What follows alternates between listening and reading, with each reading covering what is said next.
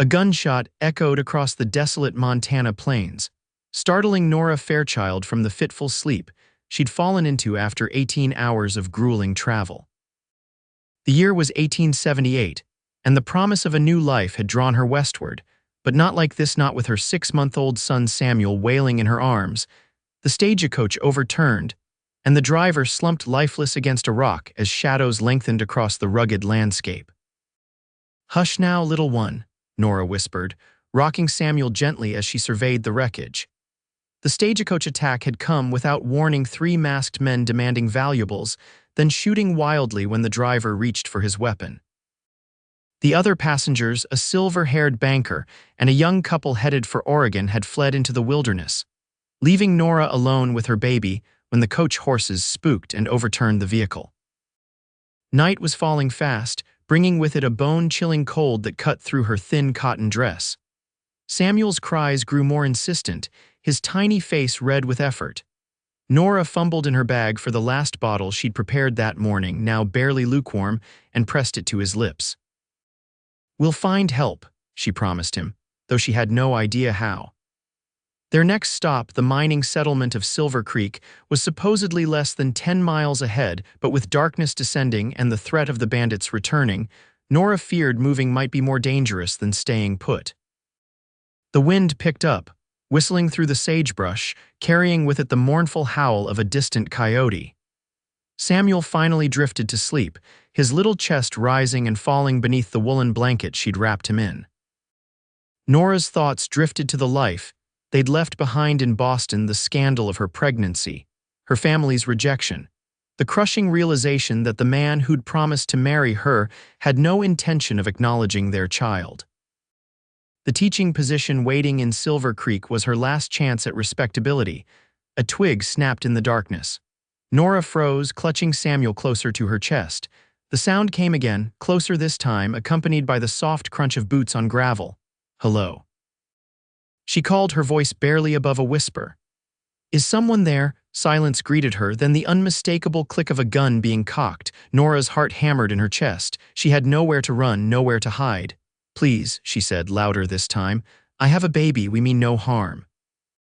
A tall silhouette emerged from the shadows, the silver moonlight catching on the brim of a worn cowboy hat. The figure approached slowly, one hand resting on the holster at his hip. "Madam," a deep voice acknowledged, "you shouldn't be out here alone." As he stepped closer, Nora could make out his features, a strong jaw covered in dark stubble, eyes the color of a storm cloud, shoulders broad beneath a dusty leather duster. He looked to be in his early 30s, weathered by sun and hardship. "The stagecoach was attacked," Nora explained, her voice trembling. "The driver's dead, the others ran." The man surveyed the scene, his expression grim. "Damn road agents, been hitting coaches all month." His eyes fell on Samuel, who had awakened at the sound of the stranger's voice and begun to whimper. "You got a little one?" Nora nodded, adjusting Samuel in her arms. "My son, we were heading to Silver Creek. I'm to be the new school teacher there." The man's eyebrows rose slightly. "That's so. Place could use some civilizing influence." He hesitated, then added, "Name's Mason Miller, got a ranch about 3 miles east of here." "Nora Fairchild," she replied, "and this is Samuel." Mason stepped closer, crouching to get a better look at the baby. Samuel's whimpers turned to full-blown wails, his tiny fists batting the air. "Mind if I?" Mason asked, extending his hands. Nora hesitated, every instinct screaming to protect her child. But there was something in Mason's eyes, a steadiness, a quiet strength that made her relent. She carefully transferred Samuel into the cowboy's large, calloused hands. To her surprise, Mason handled the baby with unexpected gentleness, cradling him against his chest and rocking slightly. "Hey there, little fella," he murmured, his voice softer than before. "That's quite a set of lungs you got." Samuel's cries slowed, then stopped altogether as he gazed up at the stranger with wide, curious eyes. "You're safe now," Mason told him, a hint of tenderness creeping into his gruff voice. He looked up at Nora, something unreadable crossing his features. "You're mine now, both of you. I'll see you safe to town." A strange warmth spread through Nora's chest at his words, even as caution reminded her that she knew nothing about this man. "That's very kind, Mr. Miller, but Mason," he corrected, "and it ain't kindness, just decency." Can't leave a woman and baby out here for the wolves or worse. He glanced toward the horizon. Night's setting in fast. My place is closer than town. You can rest there, head to Silver Creek in the morning. Nora weighed her options. Trust this stranger or spend the night beside a dead man with bandits possibly returning. The choice seemed clear if frightening. All right, she agreed finally. Thank you, Mason nodded, still holding Samuel. Got my horse tied up over the ridge. Can you walk a bit? Yes, Nora said, gathering her single carpet bag. I can walk. They made their way slowly through the darkening landscape, Mason carrying Samuel with one arm while his other hand remained close to his holster. The baby seemed content, occasionally making soft, cooing noises that made the cowboy's stern expression soften momentarily. How'd you find us? Nora asked as they walked. Heard the gunshots, Mason replied. Was tracking a mountain lion that's been taking my calves. Figured I'd better investigate. Lucky for us you did, he glanced at her. Lucky for me too, been a while since I had company out at the ranch. His horse, a magnificent chestnut stallion, nickered softly as they approached. Mason helped Nora mount first, then handed Samuel up to her before swinging up behind them. His arms formed a protective cage around her as he took the reins, and despite herself, Nora found comfort in the solid warmth of his chest at her back. The ride to the ranch took nearly an hour, Samuel sleeping soundly against Nora's breast despite the horse's steady gait. When they finally crested a small hill, Mason pointed to a collection of buildings nestled in a valley below.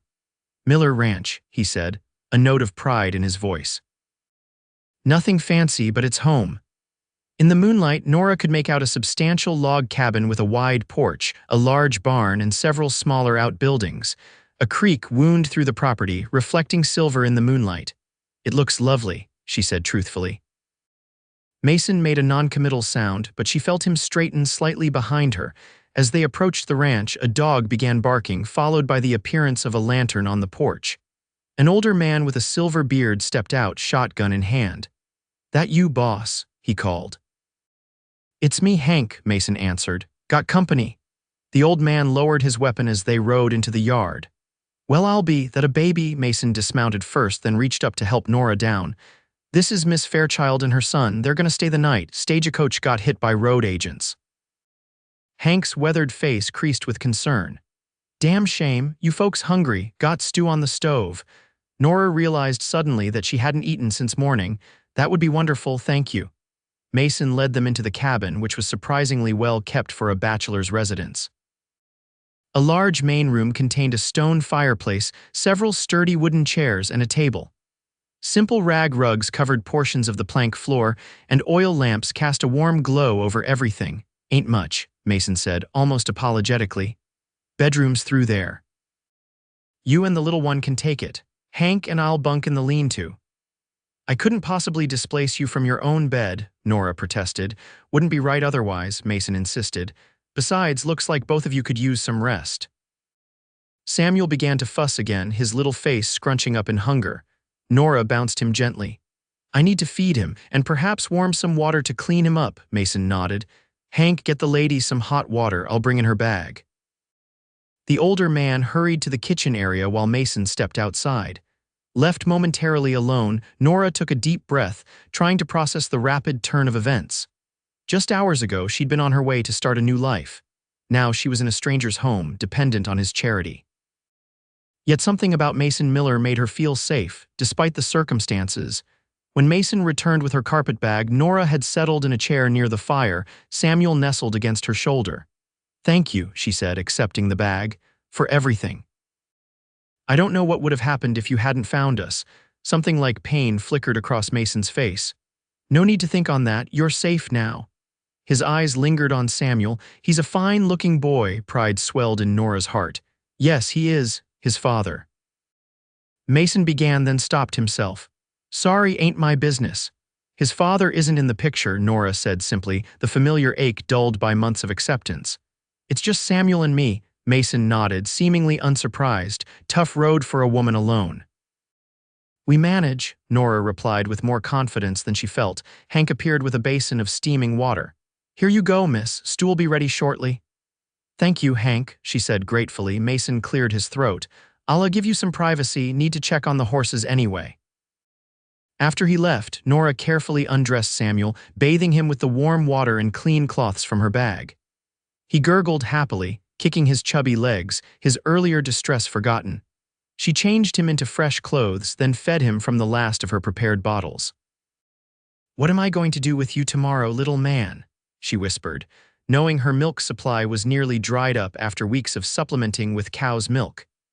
It had been a struggle since Samuel was born, her body seemingly reluctant to provide enough nourishment. The door opened as Mason returned, bringing with him the crisp scent of night air. He paused, watching as Nora rocked Samuel. "Everything all right?" he asked. "Yes, thank you. He's fed and clean, though I'm worried about tomorrow. I'm nearly out of milk for him." Mason considered this. "Got a milk cow in the barn, fresh this morning. Would that do?" Relief washed over Nora. "Yes, that would be perfect. I can prepare bottles for our journey." "About that," Mason said, settling into a chair across from her. "Been thinking. Might be best if I escort you all the way to Silver Creek tomorrow. Those road agents could still be around." "I wouldn't want to impose further, ain't an imposition," he interrupted. "Got business in town anyway." Nora suspected this wasn't entirely true, but the thought of traveling alone again filled her with dread. "Then I accept. Thank you." Hank served the stew a hearty mixture of venison, potatoes, and wild onions along with thick slices of cornbread. Nora ate ravenously, surprising herself with her appetite. The men were respectfully quiet, occasionally answering her questions about the ranch and the surrounding area. "Been here 10 years now," Mason told her when she asked. "Came west after the war looking for something different." "You fought in the Civil War?" Nora asked, calculating that he would have been quite young. A shadow crossed his face. "Tail end of it. Union Army. Doesn't matter much out here, though. West has its own rules." After dinner, exhaustion hit Nora like a physical force. Mason showed her to the bedroom, a simple space with a large bed covered in patchwork quilts, a chest of drawers, and a small bedside table with a Bible resting atop it. "There's clean linens in the trunk," he said, hovering in the doorway. "If you need anything, just call out. I'm a light sleeper." "Thank you, Mason," Nora said softly, "for everything." Something changed in his expression, a softening around the eyes, a slight parting of lips as if he wanted to say more. Instead, he simply nodded. "Sleep well, Miss Fairchild." "Nora," she corrected. "Please call me Nora." "Nora," he repeated, her name sounding different in his deep voice. "Good night." After he left, Nora arranged Samuel in the center of the bed, building a barrier of pillows around him. She washed her face and hands in the remaining warm water, then changed into her nightgown. As she slid beneath the quilts beside her son, the events of the day crashed over her: the terror of the attack, the uncertainty of their future, the unexpected sanctuary they'd found. Despite her exhaustion, sleep came fitfully. Each time she drifted off, she jerked awake, reaching for Samuel to ensure he was still safe. Around midnight, she heard soft footsteps in the main room, then the quiet sound of a guitar being played. Mason's deep voice carried softly through the door, singing a lullaby she didn't recognize. The gentle melody finally lulled her into a dreamless sleep. Dawn broke with golden light streaming through the small window.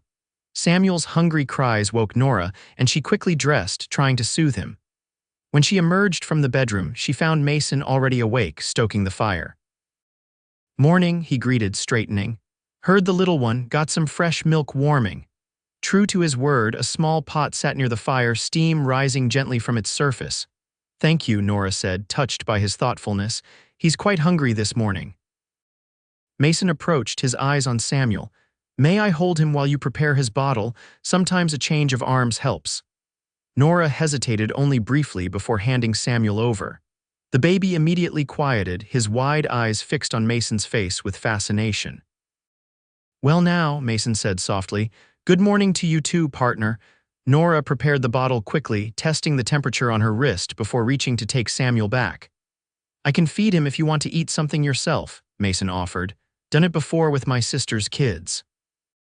Surprised but grateful, Nora handed him the bottle and watched as he settled into a chair, expertly positioning Samuel in the crook of his arm. The baby latched onto the bottle eagerly, his tiny hands curling against Mason's calloused fingers. "You're good with him," Nora observed, accepting a cup of coffee from Hank, who had appeared from the lean-to. Mason shrugged, but his eyes remained on Samuel. "Babies are simple. They need food, warmth, and somebody to hold them. Rest of us ain't so different when it comes down to it." There was something in his tone, a loneliness. Perhaps that made Nora's heart constrict. She studied him in the morning light, noticing details she'd missed in the darkness. A thin scar running along his jawline, the fan of laugh lines around his eyes despite his serious demeanor, the gentleness of his large hands as they cradled her son. After breakfast, Mason helped Nora prepare several bottles for the journey while Hank saddled the horses. "Thought we'd take the wagon," Mason explained. "More comfortable for you and Samuel than riding double." Outside, Nora discovered a small but well-maintained wagon hitched to two sturdy horses. Mason had lined the bed with blankets, creating a comfortable nest. "We should reach Silver Creek by midday," he told her, lifting her carpet bag into the wagon. "Road follows the creek most of the way." Nora settled in the wagon with Samuel, who was content after his feeding. Mason climbed onto the driver's bench, and with a wave to Hank, they set off. The morning was perfect clear blue skies, the scent of pine and wildflowers carried on a gentle breeze, meadowlarks singing in the tall grass. As they traveled, Mason pointed out landmarks and shared stories about the area. Nora found herself laughing at his dry humor, relaxing in his company in a way she hadn't with anyone in a long time. "So you're to be the school teacher," Mason said as they forded a shallow stream. "Silver Creek's lucky to get someone educated. Most teachers out here can barely read themselves." "I was fortunate to attend a good school back east," Nora replied. "Teaching is all I've ever wanted to do, and the little one, you'll manage both." Nora stroked Samuel's cheek as he dozed in her arms. "The school board knows my situation. They're providing a small house behind the schoolhouse. It's not ideal, but we'll make do." Mason was quiet for a moment, then said, "Town's growing fast, lot of rough men working the mines." "Might not be what you're expecting." "I'm tougher than I look, Mr. Miller," Nora said, a hint of steel in her voice. "Samuel and I will be fine." A smile tugged at the corner of his mouth. "Don't doubt it for a minute." They stopped at midday to rest the horses and eat the lunch. Hank had packed cold biscuits, jerky, and apples. Samuel was fussing again, uncomfortable in the growing heat. Mason fashioned a small sunshade over the wagon from an extra blanket, then dampened a cloth with cool water from his canteen for Nora to press against the baby's flushed cheeks. "You've thought of everything," she remarked, grateful for his consideration. "Just common sense," he replied, though she caught the pleased look that crossed his face. As they prepared to continue their journey, the distant thunder of hoofbeats made them both freeze. Mason's hand dropped to his revolver as he scanned the horizon. "Get in the wagon," he ordered, his voice suddenly hard. "Keep Samuel quiet if you can." Nora clutched her son to her chest, heart pounding as Mason positioned himself between them and the approaching riders. 3 men on horseback appeared, and Nora gasped they matched the description of the stagecoach robbers. The men slowed as they approached, their expressions changing from casual interest to focused calculation as they took in the wagon and its occupants. "Morning," the leader called, a thin man with a scar twisting his upper lip.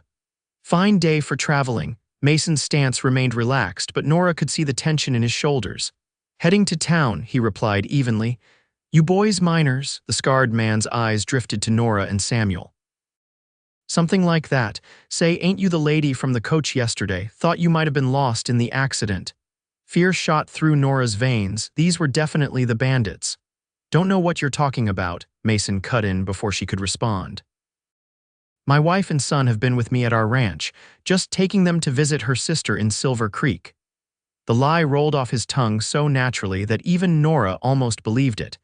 The men exchanged glances, clearly reassessing the situation. "Must have been mistaken," the scarred man said finally, though his eyes remained suspicious. "Coach got hit yesterday, driver killed, thought the lady looked familiar." "Terrible business," Mason commented, his hand still resting casually near his gun. "Sheriff know about it?" "Probably by now," the man answered, a flicker of unease crossing his features. "Well, we won't keep you. Good day to you." They rode past, and Nora held her breath until they disappeared over the ridge. Only then did Mason relax, releasing a long breath. "Those were the men," Nora whispered. "The ones who attacked the stagecoach," Mason nodded grimly. Figured as much, sorry for the lie, but seemed safer to make them think you were spoken for.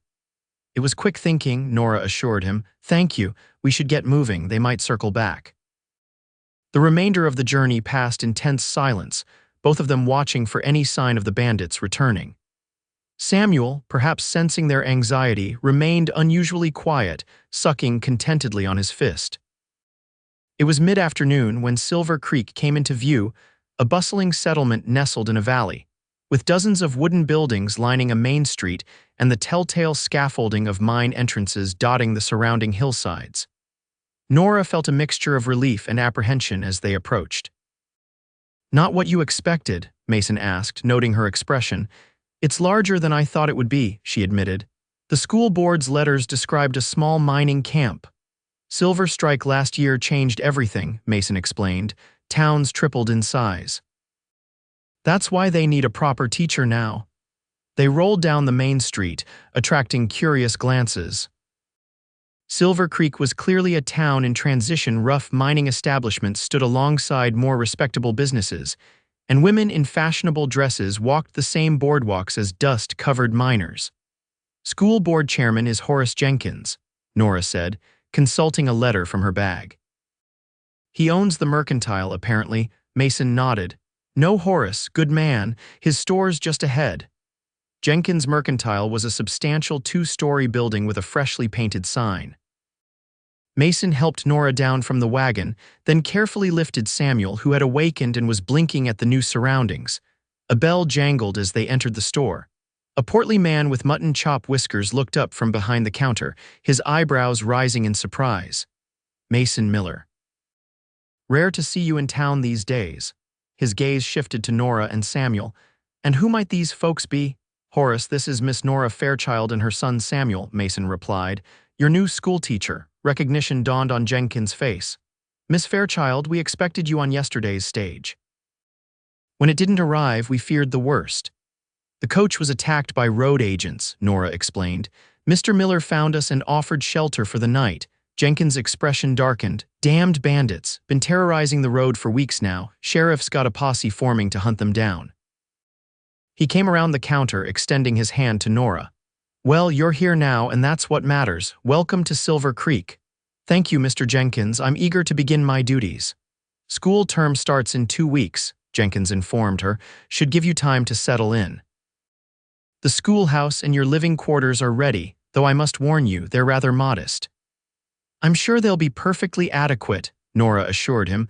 Though her stomach tightened with anxiety, Jenkins glanced at Mason, who was still holding Samuel. The baby had grabbed onto the cowboy's finger and was holding it tight, making soft, cooing noises. Never thought I'd see the day Mason Miller took to a child, Jenkins remarked with a chuckle. You've been full of surprises lately, Miller. A faint flush colored Mason's cheeks. Just helping out, Horace, nothing more to it. Well, let me show Miss Fairchild to her new home, Jenkins said. I'm sure she's eager to get settled. I'll bring her bag, Mason offered, handing Samuel back to Nora with obvious reluctance. They followed Jenkins through the town, past the saloon and a small church, to a neat white building at the edge of the settlement. The schoolhouse was newly constructed, with large windows and a bell tower. Behind it stood a tiny cabin barely more than a single room with a lean-to addition.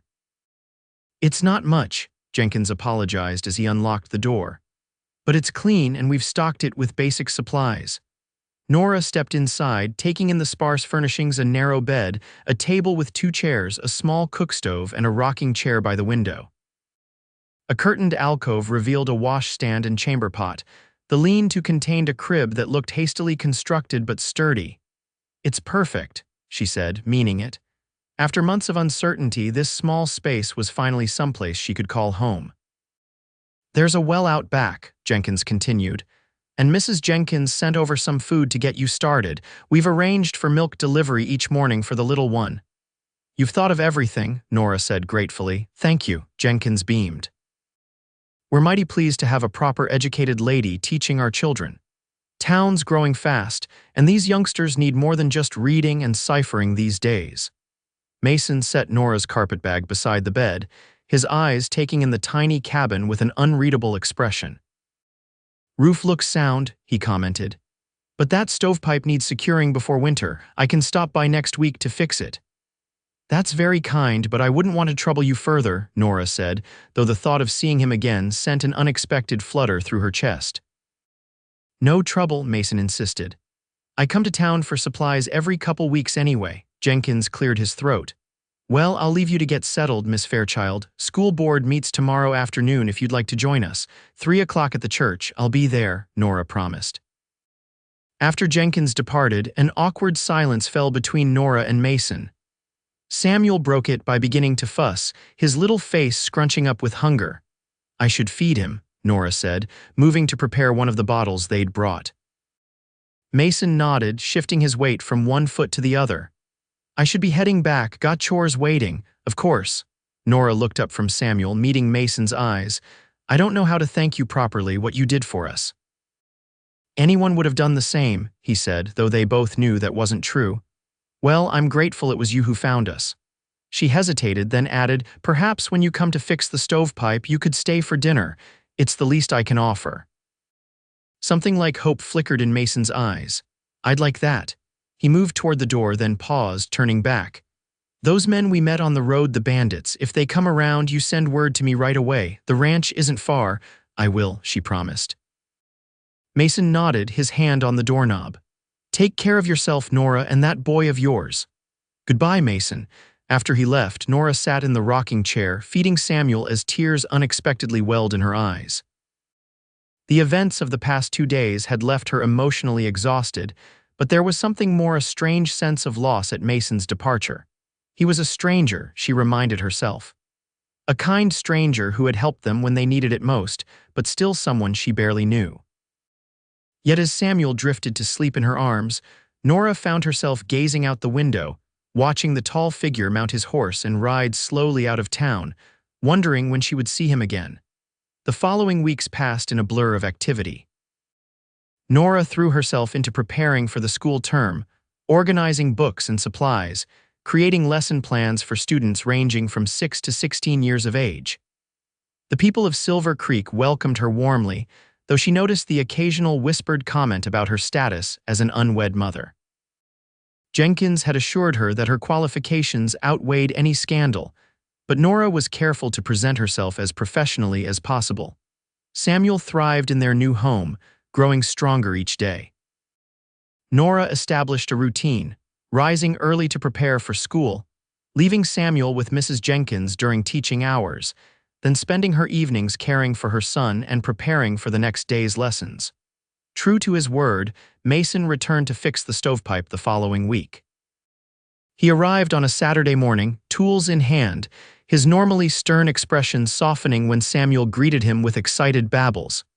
He remembers you, Nora remarked, surprised and touched. Got a memorable face, I guess, Mason joked, though pleasure shone in his eyes as he let Samuel grasp his finger again. He worked efficiently, securing the pipe and checking the stove's operation.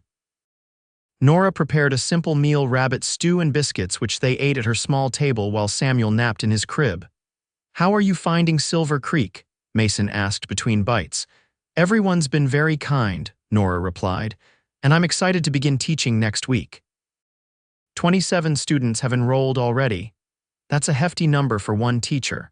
I've taught larger classes back east, she assured him, though the age range will be challenging.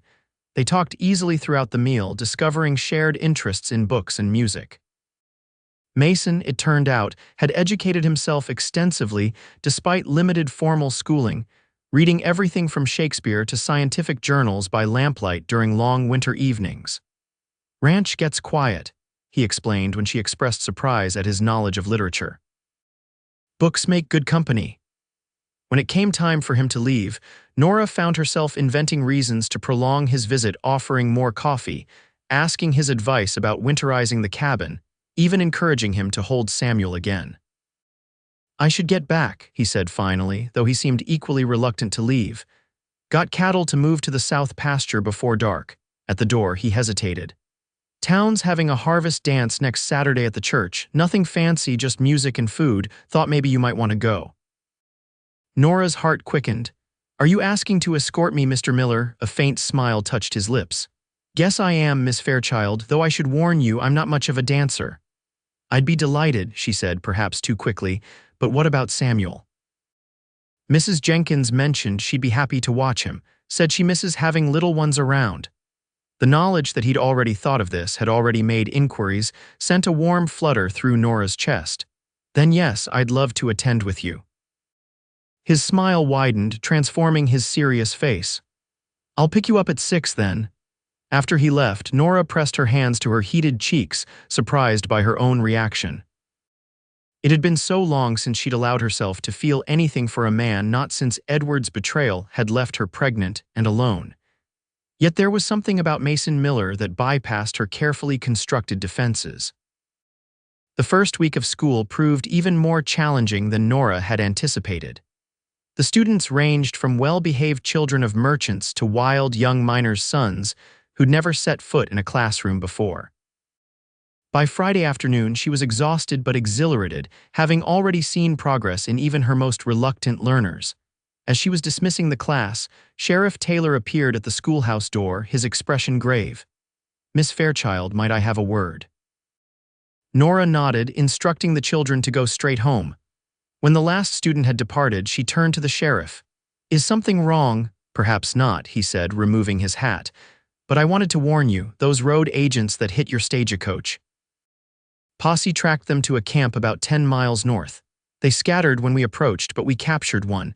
He mentioned something about a woman and baby who escaped the robbery, seemed mighty interested in your whereabouts." A chill ran down Nora's spine. "Why would they care about me?" "Don't rightly know," the sheriff admitted, "but I'd advise caution. Don't go wandering alone, especially after dark." "I'll be careful," Nora promised, thinking of Samuel with a surge of protective fear. "I've also let Mason Miller know," the sheriff added. "Figured he'd want to be aware, considering how he helped you." Nora nodded, touched by the sheriff's thoughtfulness. "Thank you." That evening, as Nora was preparing Samuel for bed, a knock at the door startled her. Hand-trembling, she grabbed the small derringer Jenkins had insisted she keep for protection. "Who is it?" she called. "Mason," came the reply. Relief flooded through her as she opened the door. Mason stood on her porch, rifle in hand, his expression tense. "Sheriff told me about the road agent," he said without preamble. "Thought I'd check on you and Samuel." "We're fine," Nora assured him, stepping back to let him enter, though I admit the news was unsettling. Mason's eyes softened as they fell on Samuel, who was watching from his crib with wide, curious eyes. "Hey there, partner," he greeted the baby, who immediately broke into a toothless grin. "He always smiles for you," Nora observed. "Good judge of character," Mason replied with a hint of a smile before growing serious again. "Nora, I don't like the sound of these men asking about you. Makes me think the stagecoach robbery wasn't just random." A chill ran through her. "What do you mean?" Mason hesitated. "Could be nothing." "But if someone was specifically targeting that coach or a passenger on it." "But who would target me?" Nora asked, bewildered. "I'm just a school teacher." Mason's eyes met hers, concern evident in their depths. "Is there anything in your past, anyone who might have reason to find you?" Nora sank into a chair, mind racing. "The only person I can think of is Samuel's father, but he made it abundantly clear he wanted nothing to do with us. He's from a prominent Boston family. Our relationship was a scandal he preferred to bury." Mason's jaw tightened. "What's his name?"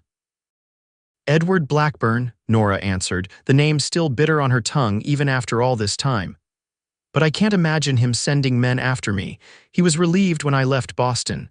"People change their minds," Mason said grimly, "especially when inheritance and family names are involved." Nora looked at Samuel, her heart clenching at the thought of anyone taking him from her. "What should I do?" Mason paced the small cabin, thinking. "For now, be vigilant. Don't go anywhere alone. Keep that derringer close." He paused. "And perhaps it would be best if I stayed nearby for a while." "What do you mean?" "There's a lined shack about half a mile from here at the edge of town. I could bunk there for a few days, keep an eye on things." "Your ranch Hank can manage," Mason interrupted. "This is more important."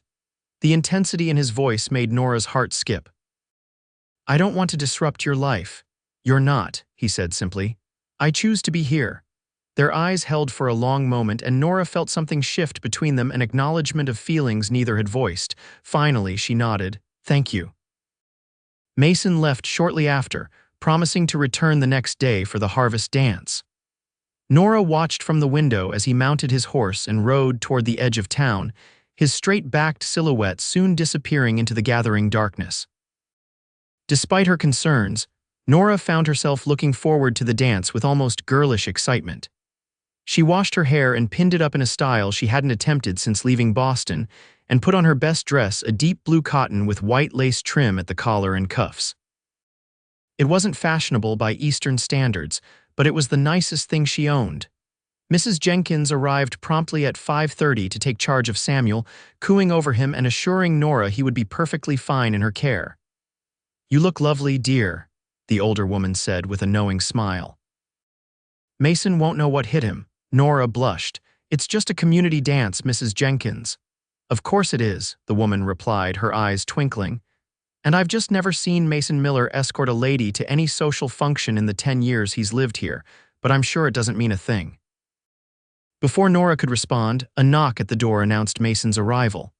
She opened it to find him standing on her porch, freshly shaven and dressed in clean clothes, dark trousers, a white shirt, and a vest. His usual hat was missing, revealing thick dark hair combed neatly back from his forehead. For a moment he simply stared at her, something like wonder in his eyes. "You look beautiful," he said finally, the words coming out rough as if he wasn't accustomed to such compliments. "Thank you," Nora replied, suddenly shy. "You look quite handsome yourself." A slight flush colored his cheeks. "Cleaned up as best I could." Mrs. Jenkins bustled forward, Samuel in her arms. "You two run along now. Samuel and I will be just fine. We might even come by the dance later, see how things are progressing." Mason offered Nora his arm, and they walked through town toward the church, where lanterns were already strung and music drifted into the evening air.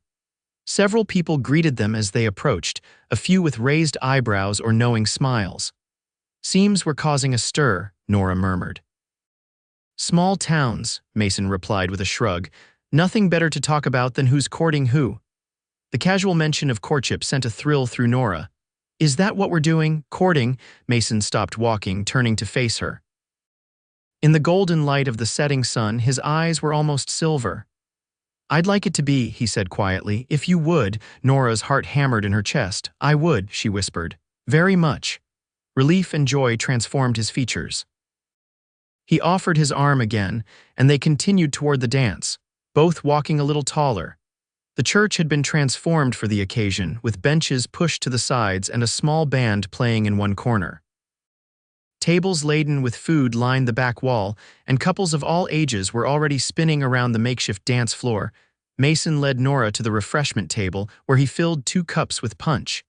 "Fair warning," he said, handing her one. "I wasn't joking about being a poor dancer." "Got 2 left feet and no sense of rhythm," Nora smiled. "I'll lead then." When a waltz began, she took his hand and guided him to the floor. He was indeed somewhat awkward, but his earnest effort to follow her lead was endearing. By the 3rd dance, he had improved considerably, and the tension in his shoulders had eased. "You're a good teacher," he commented as they circled the floor. "You're a quick study," she returned. They took a break as the tempo increased, watching from the sidelines as younger couples performed more energetic dances. Mason's hand found hers, his calloused fingers intertwining with her smaller ones. The simple contact sent warmth spreading up Nora's arm. "Mason Miller holding hands in public," a voice drawled nearby. "Never thought I'd see the day." They turned to find Sheriff Taylor grinning at them, a cup of punch in his hand. "Evening, Sheriff," Mason greeted, not releasing Nora's hand. "Miss Fairchild," the sheriff nodded to her. "Hope you're enjoying our little celebration." "Very much," Nora replied. "Any news on those road agents?" Mason asked, his tone casual but his eyes sharp, the sheriff's expression sobered. "Matter of fact, yes, the one we caught finally started talking. Says they were hired to intercept the stage and find a woman with a baby. Paid in advance by some fancy-dressed fellow from back east." Nora's hand tightened around Mason's. "Did he give a name?" "No name, but described him as tall, blonde, well-spoken. Said he claimed the woman had stolen something valuable from him." "Stolen," Nora repeated, indignant. "The only thing I took from Boston was myself and my son who belongs with me," understanding dawned in the sheriff's eyes. "This about the boy's father?" Nora nodded, her throat tight with fear.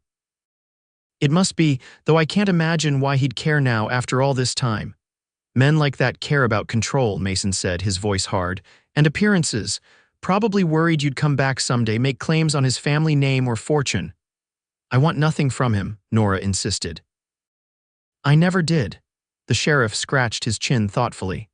Well, 2 of the agents are still out there, and now we know they're looking specifically for you.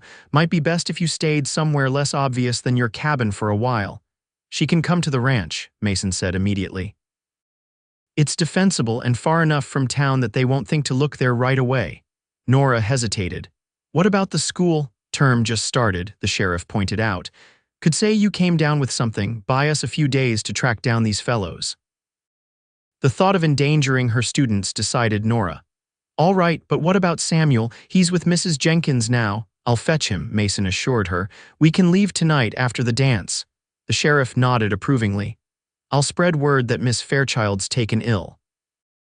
Heading to a specialist in Helena, perhaps, should throw them off if they come asking. The rest of the evening passed in a blur for Nora. She went through the motions of dancing and socializing, but her mind was racing with fear and uncertainty. Mason remained close, his solid presence her only comfort. As the dance wound down, they slipped away, collecting Samuel from Mrs. Jenkins with a hastily explained story about a family emergency requiring Nora to leave town briefly. The kind woman packed a basket of supplies for the baby, pressing it into Nora's hands with a concerned expression. Be careful, dear, she whispered, and trust Mason, he's a good man. Mason had brought his wagon, already loaded with provisions. He helped Nora and Samuel inside, tucking blankets around them against the night chill. We'll take the back road, he told her, climbing onto the driver's bench. Longer route, but less visible. They traveled in tense silence, Nora constantly checking over her shoulder while Samuel slept peacefully in her arms, unaware of the danger surrounding them. The moon was high overhead by the time they reached Miller Ranch, the building's dark silhouettes against the starlit sky. Hank emerged from the bunkhouse as they approached, rifle in hand. Mason had sent a rider ahead with a message, so the old foreman was expecting them. Got the house ready, he reported as Mason helped Nora down, and posted men around the perimeter just in case. Good man, Mason approved. Any strangers been by? Not a soul, Hank assured him. But we're keeping watch. Inside the ranch house, Nora found the main bedroom prepared for her and Samuel with a cradle positioned near the bed. Where did this come from? She asked, touching the smooth wooden rails. Made it for my sister's youngest, Mason explained. Been in the storage room. Hank cleaned it up. Thank you, Nora said, her voice catching. The simple thoughtfulness of the gesture nearly undid her composure, which had been hanging by a thread all evening. Sensing her distress, Mason hesitated, then stepped closer, his hand lightly touching her shoulder. You're safe here, Nora, I promise. She looked up at him, no longer able to hold back her tears. I'm so afraid, Mason, not for myself, but for Samuel. If Edward took him, he won't, Mason interrupted, his voice fierce. I won't let that happen. Their eyes locked, and in that moment, Nora saw everything he wasn't saying, his growing feelings for her, his determination to protect them, his own fear of losing them. Impulsively, she stepped forward, wrapping her arms around his waist and pressing her face against his chest. After a moment of surprise, Mason's arms encircled her, one hand cradling the back of her head. They stood that way for several minutes, drawing strength from each other while Samuel slept on, unaware of the intensity of the moment. Finally, Nora stepped back, wiping her eyes. I should get Samuel settled. Mason nodded, reluctantly dropping his arms. I'll be in the main room if you need anything. Try to get some rest. But rest didn't come easily for Nora that night. Despite the comfort of the bed and the knowledge that armed men were guarding the property, she found herself jerking awake at every sound, reaching for Samuel to ensure he was still there. Around dawn, she gave up the pretense of sleep and dressed quietly, carrying Samuel into the main room. She found Mason dozing in a chair by the fire, his revolver on the table beside him. He woke instantly at her entrance, alert despite his obvious exhaustion. You should have slept, he admonished gently. I could say the same to you, she replied, noticing the dark circles under his eyes. A half-smile touched his lips. Guess we're both stubborn. Hank appeared with coffee and a report that the night had passed uneventfully. Mason sent riders to check the surrounding area while Nora prepared breakfast, finding comfort in the routine domestic task. They settled into an uneasy waiting game. Days passed with no sign of the road agents or anyone matching Edward's description. Mason used the time to show Nora around the ranch, teaching her about cattle raising and introducing her to his small herd of horses. Samuel thrived in the ranch environment, fascinated by the animals and delighting in the open spaces. On the fourth night, after Samuel was asleep, Mason and Nora sat on the porch, watching the stars emerge in the darkening sky. The tension of the first days had eased somewhat, allowing room for more personal conversations. "Tell me about Boston," Mason requested. "What was your life like there?" Nora sighed, memories both sweet and painful rising to the surface. "I was a teacher at a girls' school. Daughter of a minister, raised to be proper and dutiful. Then I met Edward at a church social. He was charming, educated from one of the city's oldest families." She paused, remembering her naive excitement at being courted by such a man. "He promised marriage, of course. Said we needed to wait for his father's approval. I believed him, trusted him. When I realized I was with child, I went to him, certain he would do the honorable thing." Mason's jaw tightened.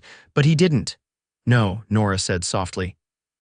"He accused me of trying to trap him, said the child could be anyone's. Offered money for me to take care of the problem. When I refused, he threatened to ruin my reputation if I tried to name him as the father." "Bastard," Mason muttered. "My parents were devastated. Not by his treatment of me, but by the scandal I'd brought on them. They arranged for me to stay with a distant cousin until the baby came, then made it clear I wasn't welcome back with an illegitimate child. The pain of their rejection still stung, even after all this time. I saw the advertisement for a teacher in Montana Territory and used what savings I had to make the journey." Mason was quiet for a long moment, then said, "Their loss is our gain." The simple statement warmed Nora more than any elaborate sympathy could have.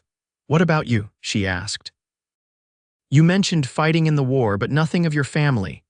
A shadow crossed Mason's face. "Not much to tell. Father was a drunk who left when I was 10. Mother worked herself to death trying to keep us fed. I was 16 when the war came. Lied about my age to enlist, figured the army at least meant regular meals." Nora could see the pain behind his matter-of-fact tone. "You said you have siblings." "Had a brother," Mason replied, his voice tightening. "Younger by 2 years, followed me into the Union Army, didn't make it home." "I'm so sorry," Nora whispered, reaching to cover his hand with hers. Mason turned his palm up, interlacing their fingers. "After the war, I couldn't stomach going back east. Too many ghosts. Headed west, worked as a ranch hand for a few years, saved every penny. When this place came up for sale, I took a chance." "You've built something wonderful here," Nora told him, looking out over the peaceful ranch. "It's a good life," he agreed. "Lonely sometimes, but good." Their eyes met in the silver moonlight, unspoken feelings hanging between them. Mason lifted his free hand, gently touching Nora's cheek. "Never expected to find someone like you," he murmured. Nora leaned into his touch. "I never expected to trust a man again. But you trust me?" The question held a vulnerability that tugged at her heart. "With my life," she answered truthfully. "With Samuel's life." Mason's gaze dropped to her lips, his intention clear. Nora's heart raced as he leaned closer, his breath warm on her skin. When his lips finally met hers, the kiss was gentle, questioning, allowing her the freedom to pull away. Instead, Nora pressed closer, her hand coming up to rest against his chest. The kiss deepened, years of loneliness and guarded emotions melting away in the warmth of their connection. When they finally separated, both were breathing heavily. Mason rested his forehead against hers, eyes closed as if savoring the moment. "I'm falling in love with you," he confessed, voice rough with emotion. "With both of you," joy bloomed in Nora's chest. "I think I started falling the moment you held Samuel and said he was yours now." Mason smiled at the memory. "Meant it then, mean it even more now." A rider approaching at speed broke the intimate moment. Mason was on his feet instantly, hand dropping to his revolver as Hank emerged from the bunkhouse with a rifle. "Who goes there?" Hank called. "It's Parker from town." Came the reply. "Got news from the sheriff?" Mason signaled for Nora to go inside while he met the rider. She obeyed reluctantly, watching through the window as Mason spoke with the young cowboy who'd arrived. When Mason came inside, his expression was grim. Sheriffs caught one of the remaining road agents. Man confessed they were hired by Edward Blackburn to find you and Samuel, said Blackburn's staying at the hotel in Helena, waiting for them to deliver the baby to him. Nora gasped, her hand flying to her mouth. Helena's only a day's ride from here, Mason nodded. Sheriffs organized a posse to arrest Blackburn, but there's still one road agent unaccounted for. Parker says the sheriff wants us to stay put until they've secured Blackburn. What if they don't find him in time? What if the other agent figures out where we are? Mason's expression hardened with resolve. Then we'll be ready. They doubled the watch that night, with armed men patrolling the perimeter of the ranch.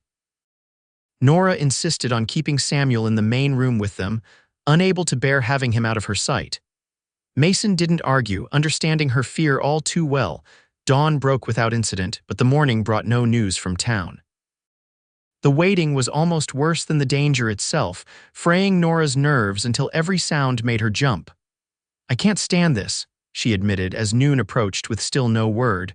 Not knowing what's happening, Mason, who had been cleaning his rifle at the table, set the weapon aside. "Sheriff knows what he's doing. If Blackburn's in Helena, they'll find him. And if they don't, then we'll figure something else out," Mason assured her. "I meant what I said, Nora. I won't let anyone take Samuel from you." The conviction in his voice steadied her. "I know."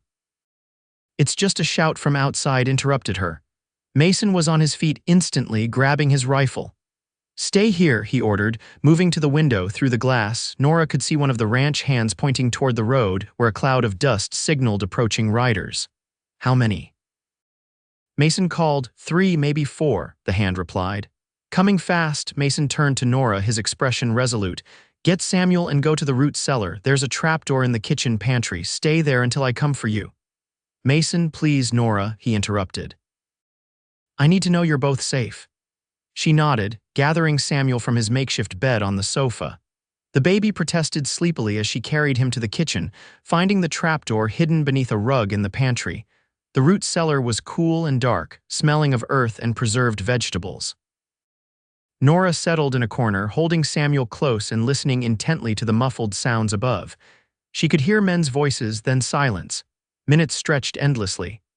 Samuel began to fuss, hungry and confused by the strange surroundings. Nora soothed him as best she could, straining to hear what was happening outside. Suddenly, the trapdoor opened. Nora pressed herself deeper into the shadows, heart pounding until Mason's voice called down. "It's all right, Nora, you can come up now." Relief flooded through her as she climbed the ladder, Mason reaching down to take Samuel as she neared the top. "What happened? Who was it?" she asked as they emerged into the kitchen. "Sheriff Taylor and his deputies," Mason explained, bouncing Samuel gently as the baby grabbed for his beard. "They caught Blackburn trying to flee Helena. He's in custody." Nora sagged against the wall, weak with relief. "It's over, almost," Mason replied, his expression still guarded. "Sheriff says Blackburn's hired lawyer is already making noise about his rights to his son." There might be a legal battle ahead. Fresh fear clutched at Nora's heart. "He has no rights. He denied Samuel was his, refused to help us." "And we'll make sure the judge knows that," the sheriff said, appearing in the doorway. "Miss Fairchild, good to see you and the little one safe." "Thank you, Sheriff," Nora replied, "for everything you've done." Sheriff Taylor removed his hat, turning it in his hands. "Wish I could say it's completely resolved. Blackburn's from a powerful family. They have influence even out here." "What are you saying?" Mason demanded, his arm tightening protectively around Samuel. "I'm saying this might get complicated," the sheriff admitted. "Blackburn's claiming you kidnapped his son, Miss Fairchild. Says you left Boston against his wishes, that he's been searching for his wife and child for months." "Wife?" Nora gasped. "That's absurd. We were never married." "I know that," the sheriff assured her, "but a judge will need to sort it all out. In the meantime, you're both safe here." After the sheriff and his men departed, promising to return with any new developments, Nora paced the ranch house, anxiety making it impossible to sit still. "He's lying," she said for the 3rd time. "Edward never wanted Samuel, never even wanted to see him after he was born." Mason, who had been watching her with growing concern, finally stepped into her path, hands gently gripping her shoulders. "Nora, stop. You're working yourself into a state and it won't help." She looked up at him, tears of frustration brimming in her eyes. "What will help?" How do I fight someone with money and influence and powerful connections? With the truth, Mason replied, and with people who will stand by you. He hesitated, then added softly, with me. Something in his tone made Nora's heart skip. What do you mean? Mason took a deep breath, as if gathering courage. I've been thinking about this since the moment I found you and Samuel by that overturned stagecoach. Wasn't planning to speak so soon, but circumstances being what they are. He released her shoulders, taking her hand instead. Nora Fairchild, I love you. I love that boy of yours like he was my own flesh and blood. I want to make a life with you both if you'll have me. Joy and disbelief warred within Nora. Mason, are you proposing? Doing a poor job of it, he admitted with a self-deprecating smile. But yes. Marry me, Nora. Let me be a father to Samuel in name and in heart. But the legal battle will be easier fought as man and wife, he pointed out. A child living with his mother and stepfather in a stable home on a prosperous ranch. Any judge worth his salt would see that's better than shipping him back east to a father who denied him.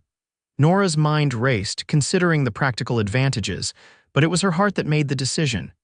Yes, she whispered, then louder, yes, I'll marry you. Mason's face lit with such joy that Nora's remaining doubts vanished. He pulled her into his arms, kissing her with a passion that left her breathless. When? She asked when they finally separated. Soon as possible, Mason replied. Sheriff's a justice of the peace. He could do it tomorrow if you're willing. Nora laughed, giddy with happiness despite the circumstances. Tomorrow, then. They were married the next afternoon in the ranch house parlor with Hank and a few trusted hands as witnesses. Samuel, dressed in his best gown, watched the proceedings from Mrs. Jenkins' arms, occasionally babbling as if offering his approval. Nora wore the blue dress from the harvest dance, with wildflowers Mason had picked that morning woven into her hair. The sheriff conducted the brief ceremony with dignity and obvious pleasure, pronouncing them man and wife with a wide smile. Never thought I'd see the day, Hank commented as he offered his congratulations. Boss always said he wasn't the marrying kind. Changed my mind when I found the right woman, Mason replied, his arm around Nora's waist. Their wedding night was delayed by a message from the sheriff. Blackburn had been transported to Silver Creek for a hearing before the circuit judge, who had arrived unexpectedly on his rounds. Mason and Nora were requested to appear the following morning. We'll face this together, Mason assured her as they prepared for bed. As a family. The next morning they rode into town, Samuel securely cradled in Nora's arms. The makeshift courthouse. Normally, the town meeting hall was crowded with curious spectators when they arrived. Sheriff Taylor met them at the door. Judge Harmon's a fair man, he told them in a low voice. But Blackburn's lawyer has been in his ear all morning. Inside, Edward Blackburn sat at a table near the front, dressed in an expensive suit that looked out of place among the practical frontier clothing of everyone else. He glanced up as they entered, his handsome face twisting briefly in a sneer before smoothing into a mask of injured dignity. The hearing began with Blackburn's lawyer presenting their case that Edward was the child's father, that Nora had left Boston against his wishes, taking his son without permission. The lawyer painted Edward as a grieving father desperate to reunite with his child, conveniently omitting his initial rejection of both Nora and Samuel. When it was their turn, Mason and Nora approached the judge's table together. Nora spoke first, her voice steady as she recounted Edward's seduction, his promises of marriage, and his subsequent abandonment when she became pregnant. He offered me money to take care of the problem, she told the judge, her chin held high. When I refused, he denied Samuel was his. Said if I tried to name him as the father, he would ruin my reputation and ensure I never taught again. Edward's face darkened with anger. She's lying, he burst out. I wanted to marry her, provide for my son. Judge Harmon, a white-haired man with shrewd eyes, held up a hand for silence. Mr. Blackburn, you'll have your chance to respond. He turned back to Nora. Do you have any evidence of Mr. Blackburn's rejection? Letters, witnesses? Nora's heart sank. No, Your Honor, it was his word against mine, and in Boston his word carried more weight. I see. The judge made a note. And now you've married Mr. Miller? Yesterday, Your Honor, Mason confirmed. I love Nora and Samuel. I want to provide for them, be a father to the boy. A convenient arrangement, Edward's lawyer interjected smoothly. perhaps even orchestrated to prevent my client from reclaiming his son. Mason's jaw tightened, but before he could respond, the back doors of the hall burst open. A woman in an elegant traveling suit strode down the center aisle, followed by a flustered deputy. "Sorry, Judge," the deputy apologized. "Lady just arrived on the Helena stage, insisted on seeing you immediately." The woman, petite and blonde with determined blue eyes, approached the judge's table. "Your Honor, my name is Abigail Winthrop. I'm Edward Blackburn's fiancée, or I was, until I discovered his true character." A murmur ran through the crowd. Edward half rose from his seat, face pale. "Abigail, what are you doing here?" She ignored him, addressing the judge directly. "When Edward left Boston so suddenly, claiming business in the West, I was suspicious. I had already heard rumors about a previous indiscretion resulting in a child. I hired a Pinkerton detective to follow him." She reached into her reticule, withdrawing several papers. "These are copies of telegrams Edward sent to the men he hired to find Miss Fairchild and take her child. Also, a letter he wrote to his father, explaining his plan to retrieve the baby, whom he called a potential embarrassment to the family name, and place him in an orphanage where he would never be connected to the Blackburn family." Judge Harmon accepted the documents, reading them with growing disgust. "Mr. Blackburn," he said finally, "these communications appear authentic. Do you deny sending them?" Edward glared at Abigail. "This is a personal matter that doesn't concern the court." "On the contrary," the judge disagreed, "it speaks directly to your intentions regarding the child." He shuffled the papers. "In one telegram, you instruct your hired men to secure the infant by any means necessary and that the mother is expendable. That suggests not only kidnapping but potential harm to Miss Fairchild, or rather, Mrs. Miller."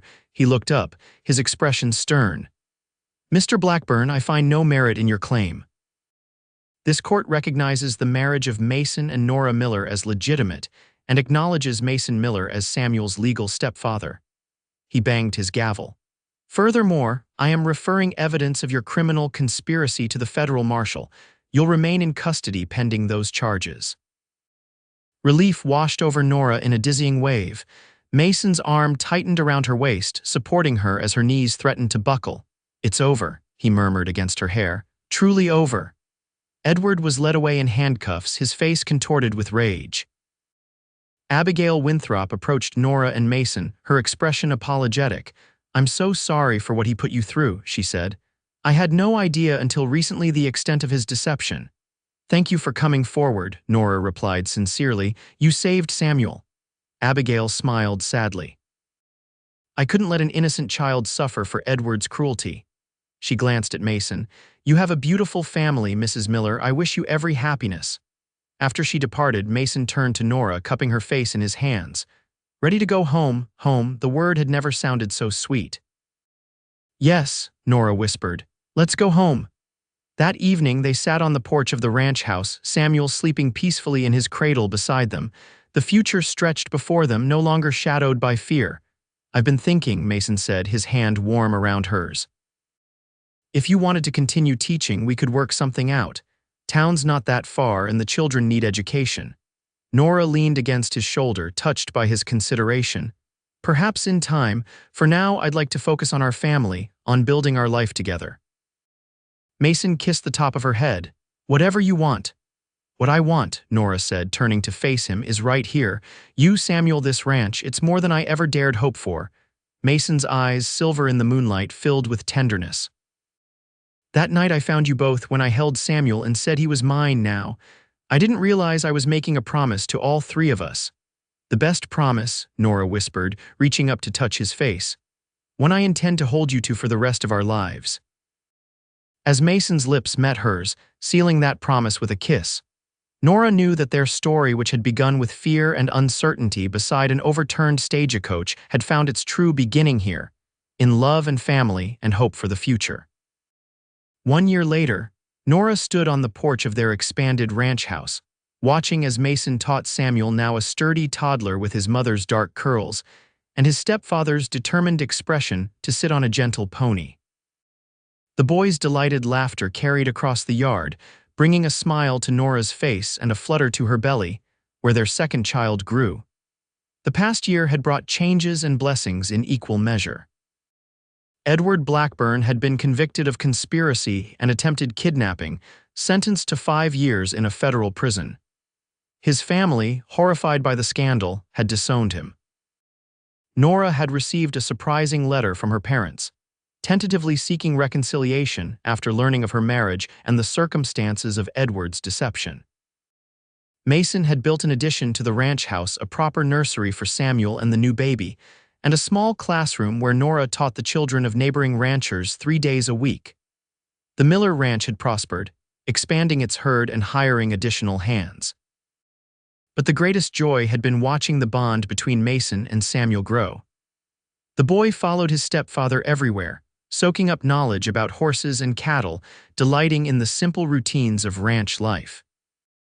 Mason, for his part, approached fatherhood with the same quiet dedication he brought to everything, his gruff exterior melting completely in the face of Samuel's adoration. "Mama, look," Samuel called, waving excitedly as Mason led the pony in a small circle. "I riding." "I see you, sweetheart." Nora called back. "You're doing wonderfully." Mason glanced up, catching her eye with a smile that still made her heart race. In that moment, watching her husband and son in the golden afternoon light with new life stirring within her, Nora felt a happiness so complete it brought tears to her eyes. From terror in the night to love that would last a lifetime, their journey had been unexpected, sometimes frightening, but ultimately perfect. Just like the family they had built together, one rescued night at a time.